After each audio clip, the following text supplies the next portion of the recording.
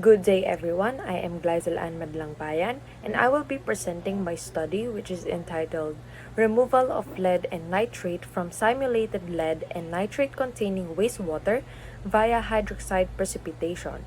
It is under the supervision of my thesis advisor, Dr. Kyle Glamer-Kiton. Let's start with the introduction. The toxicity of lead and nitrate in aquatic environments has garnered significant attention due to its adverse impact on the ecosystem and human health. Currently, Russia, Canada, and other major gold-producing countries often employ a combination of these two pollutants called lead nitrate to extract gold and to improve the leaching efficiency and recovery. According to Soltani et al., the use of 500 grams per ton of lead nitrate significantly enhances gold leaching efficiency, representing a relatively high dosage. Consequently, this high level of lead nitrate can result in elevated concentrations of lead and nitrate in the wastewater produced from this process. Lead pollution is primarily caused by industrial effluents from metal plating, battery manufacturing, and mining sectors, posing a severe threat due to its toxic nature and contributing to health risk, particularly neurological damage and developmental issues. On the other hand, the common sources of nitrate pollution include agricultural runoff, sewage discharge, and the use of nitrogen-based fertilizers. Excessive nitrate in drinking water is harmful as it can lead to methemoglobinemia, a condition that interferes with the oxygen carrying capacity of blood, posing health risks especially to infants. Numerous methods have been created to mitigate lead and nitrate pollution, including precipitation, adsorption, ion exchange, reverse osmosis, and electrochemical reduction. So here you can see are some examples of the existing literatures about the lead and nitrate removal. So this is the statement of the problem. Employing lead nitrate in the extraction of gold from ore and the production of explosives and pigments gives rise to potential risk for the ecosystem, human health, and livestock production. Due to the use of lead nitrate in various industries, the World Health Organization set the lead and nitrate limits in drinking water to 0.01 mg per liter and 10 mg per liter respectively. Although there are previous studies related to the removal of lead and nitrate in wastewater, few studies have been conducted that focus on the simultaneous removal of these two pollutants when they coexist in a wastewater. So here are the objectives of the study. The main objective is to remove lead and nitrate simultaneously in a simulated lead and nitrate containing wastewater as a basic lead nitrate, such as the lead hydroxide nitrate and lead oxide hydroxide nitrate. And then the specific objectives is to perform zeta potential to have an insight about the likely stability of the colloidal system of lead and nitrate, and to examine the impact of different parameters such as pH, concentration, and molar ratio to obtain the optimum conditions in the removal process, and lastly, to verify that the obtained precipitates are basic lead nitrates by using different solid characterization such as SEM-EDS, XRD, and FTIR. So for the scope and limitation, the study will only focus on the removal of two pollutants such as the lead and nitrate, and three parameters will be taken into consideration such as the pH, concentration, and molar ratio.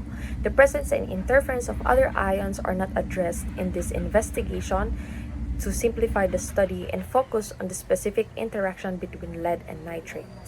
So for the significance of the study will help other researchers to understand the interactions of lead and nitrate in the removal process. Also, this can serve as a foundation for further advancements in the simultaneous removal of lead and nitrate by employing advanced treatment technologies such as FBHC. Exploring these advanced methods makes enhancing industrial wastewater treatment more feasible, leading to sustainable and eco-friendly solutions.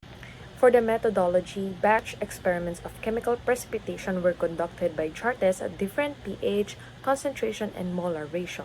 The figure shows the schematic diagram for this study. All the experimental runs were carried out at room temperature, which is 25 degrees Celsius. Lead nitrate and sodium hydroxide were used as the simulated wastewater and hydroxide precipitant respectively. The mixtures were stirred at a speed of 100 rpm for a duration of 10 minutes, followed by a reduced speed of 30 rpm for 50 minutes, as described in the reference literature. Subsequently, the mixtures were kept for settling for 12 hours to draw liquid samples for residual liquid for residual lead and nitrate analysis. For the lead and nitrate residue, the supernatant liquid was filtered with a 0.45 micrometer syringe filter and digested with 50 microliter sulfuric acid to terminate precipitation. So here you can see the actual experimental setup for the simulated co-contaminated wastewater subjected to jar testing. For the analytical methods, volumetric methods was used to determine the estimated volume of the decanted sludge, and the SSR was determined using the following equation. And then for the lead and nitrate residues, they were measured using AAS for lead and ion chromatography for nitrate. And then the obtained precipitates were subjected to comprehensive analysis and characterization techniques, which is the SEM, EDS, FTIR, and XRD. So for the results of zeta potential, the lead nitrate system exhibited an isoelectric point at pH 7.99 where the plot intersects zero zeta potential. This pH is crucial from a practical standpoint as the colloidal system is less stable, allowing particles to aggregate and flocculate, thus making it ideal for precipitation. Consequently, pH 8 is found to be more effective for the precipitation of lead nitrate polymorphs compared to other pH levels studied. As illustrated in the figure, the largest amount of sludge particles was formed at pH 8. However, a notable decrease in sludge was observed at pH 7, which is likely due to the proximity of another isoelectric point around pH 6, which favors flocculation over the neutral condition. So for the results of effect of pH, the pH measures the concentration of hydrogen ions in a solution and affects the net electric charge and mobility of substances in water. Heavy metals with low mobility and solubility have a negative net charge at high pH, leading to precipitation also known as the alkaline precipitation. So here in the figure, you can see that the impact of pH on the behavior of lead and nitrate. For lead removal and granulation, the data show that the pH levels achieve over 99.9% efficiency, indicating nearly complete lead removal. Conversely, the optimal pH for the nitrate removal is pH 8, achieving a 55.77% removal efficiency. So, for the sludge volume, it is increasing with higher pH levels but significantly decreased at pH 7.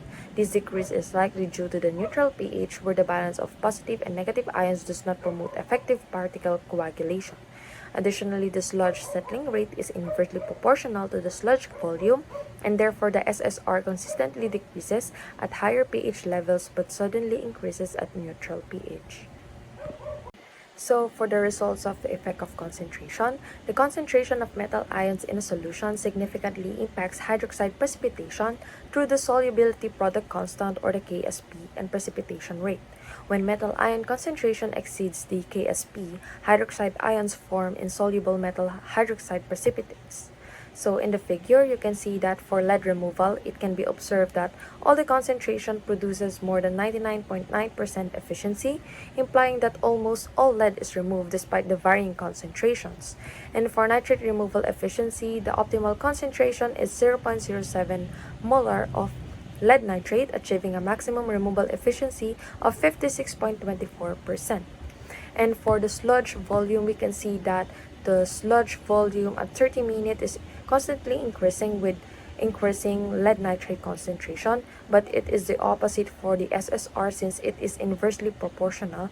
That's why instead of increasing, it is decreasing at higher concentration.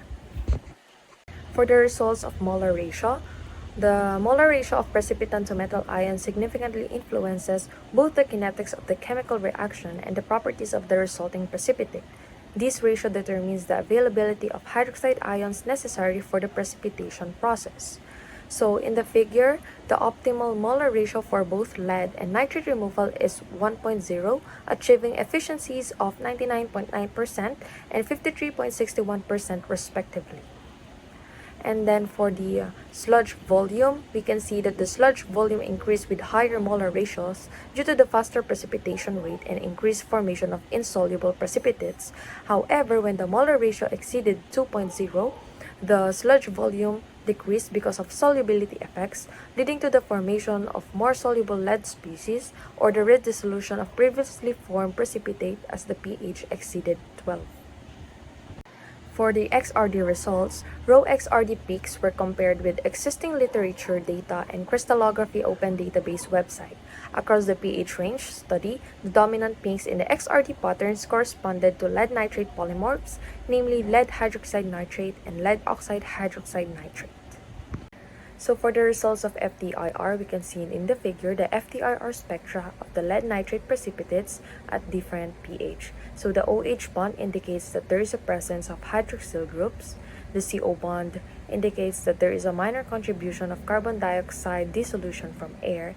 And lastly, the PBO bond means that there is lead oxide species present in the obtained precipitate. So all these bonds verified that the obtained precipitates could be lead oxide hydroxide nitrate or lead hydroxide nitrate.